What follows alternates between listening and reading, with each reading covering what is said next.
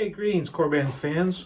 I'm going to show you how to operate your Ceres saber. So this is for the installed version. When you get it, it will come unassembled, or meaning the back is not attached to the body, and that's because the recharge port sticks out a little too far, so it prohibits this going on. But once you remove this kill plug,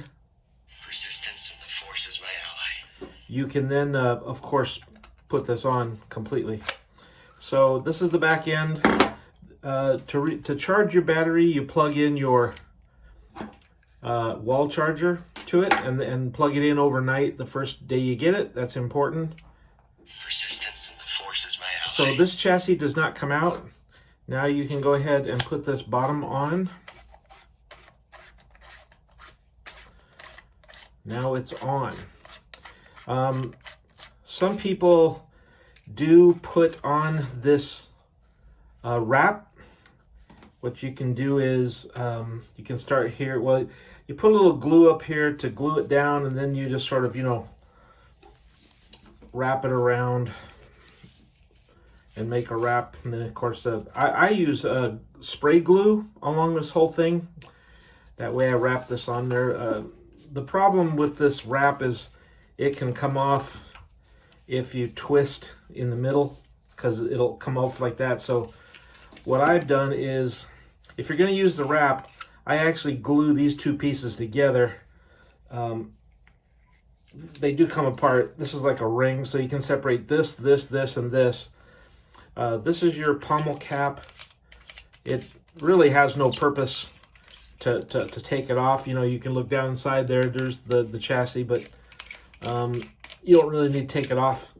Once it's turned on, you have two buttons, but some of these versions we've only enabled a one-button saber, and some we enabled a two-button, but this is usually the primary button. So that's the ignition, and to turn it off, you can hold it, or you can twist it. Now, on some sabers, some of these Ceres versions, this is meant to be a second button, and Going somewhere. sometimes we have utilized it and sometimes we haven't. And the reason is it's a very hard button to get your finger down into, and some of them we just made a one-button saber. So if you have a one-button saber, meaning if this button doesn't do anything, then it's just a one-button saber. And one-button saber, you can do everything a two-button saber can, except it's just all about holding it down and pushing certain things. But for this particular demo, this is a second working button, which changes your fonts. So it goes to the different fonts. I can bring you in warm, or I can bring you in cold. Traitor! This party's over. So you can see it has a lot of sound.